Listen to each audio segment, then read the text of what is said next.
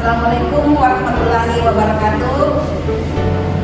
Pada kesempatan ini saya atas nama Narmawati SPD akan membawakan praktik baik mengenai 7 jurus BK. Kebetulan yang saya pilih adalah jurus pertama dan jurus kedua, yaitu jurus pertama kenali potensi dan jurus kedua yaitu kelola emosi. Baiklah, saya akan membahas materi yang pertama. Yang pertama yaitu kecerdasan.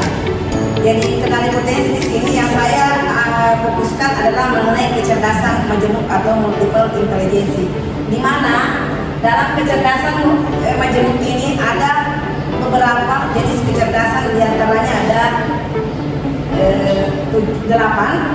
ada 8 jenis kecerdasan. Baiklah, saya akan dulu menjelaskan mengenai pengertian kecerdasan.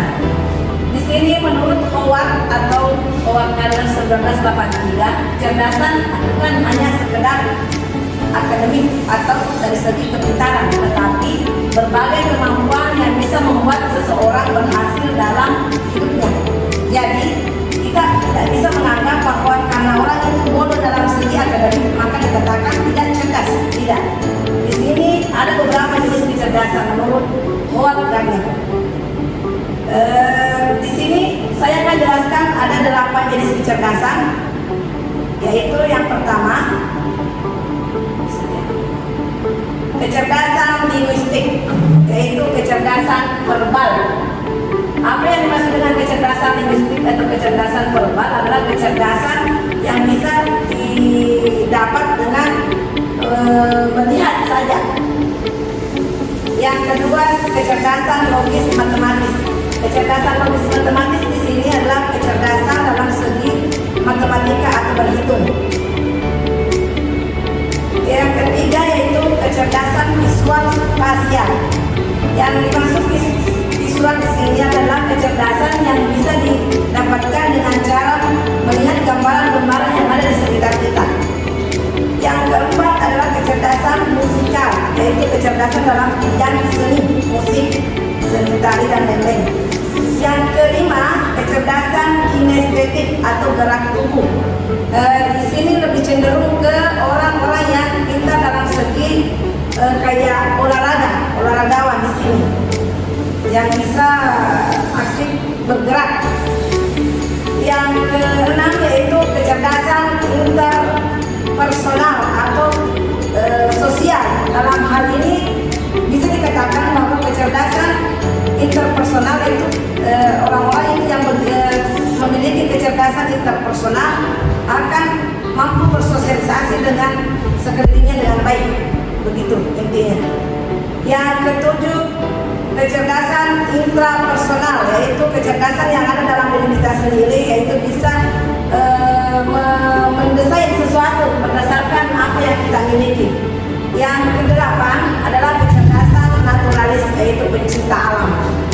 Jadi dalam hal ini tidak ada seseorang itu yang dikatakan tidak cerdas. Jadi semua orang adalah memiliki kecerdasan, cuma kecerdasan yang mereka miliki intinya di sini kecerdasan yang dia miliki itu berbeda-beda.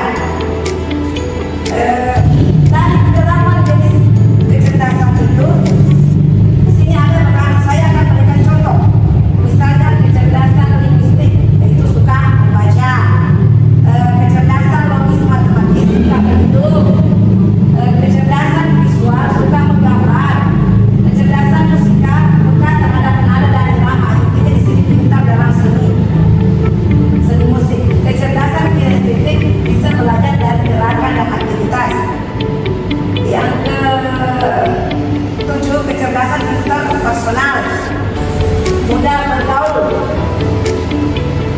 Yang ketujuh, kecerdasan intrapersonal.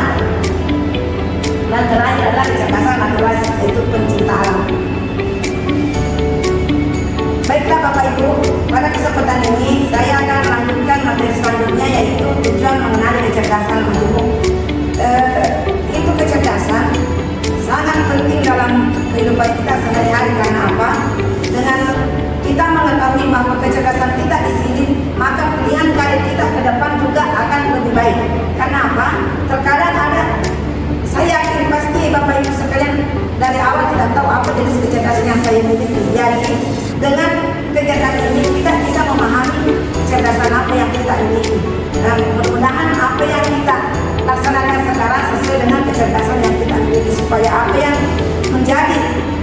kemampuan kita bisa tersalurkan.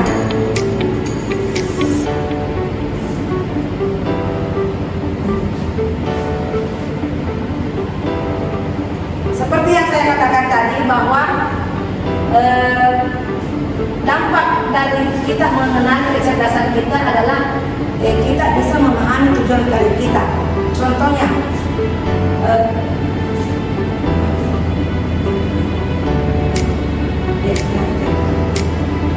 Contohnya, apabila kita seorang guru, misalnya tidak sesuai dengan kecerdasan yang kita miliki, kita hanya mengikuti orang banyak jadi guru matematika, kita mau jadi begitu, padahal passion kita bukan di situ.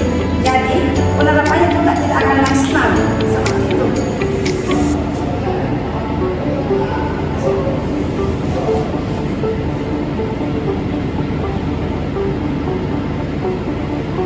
Ya oke, untuk kecerdasan saya kira untuk seperti itu nanti saya akan berikan satu tes supaya Bapak Ibu bisa laksanakan mengenai jenis kecerdasan itu, supaya Bapak Ibu bisa mengetahui kecerdasan apa yang kita miliki. Ya, yang kedua, materi yang kedua yaitu tentang jurus kedua, yaitu kelola emosi. Seperti kita ketahui bahwa selama ini pasti Bapak Ibu sudah beranggapan bahwa emosi itu hanya emosi marah, padahal emosi itu adalah semua jenis perasaan yang timbul dalam diri kita, entah itu marah, sedih, bahagia, kecewa, ataupun senang. Itu semua adalah termasuk jenis emosi. Jadi saya yakin Bapak Ibu selama ini selalu beranggapan bahwa emosi itu hanya sekedar marah, padahal tidak. Jenis emosi itu luas, semua ungkapan perasaan yang muncul dalam diri kita. Dan perlu Bapak Ibu ketahui bahwa jenis emosi itu ada dua, yaitu emosi negatif dengan emosi positif. Jadi emosi negatif seperti marah, sedih, kecewa, itu masuk emosi negatif. Kalau emosi positif yaitu bahagia, senang, gembira, itu termasuk emosi positif.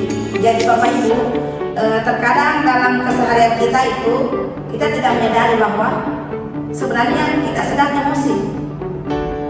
Karena Bapak Ibu tidak memahami bahwa emosi itu sebenarnya luas, maka Bapak Ibu tidak beranggapan bahwa apa yang kita rasakan itu adalah sebuah emosi.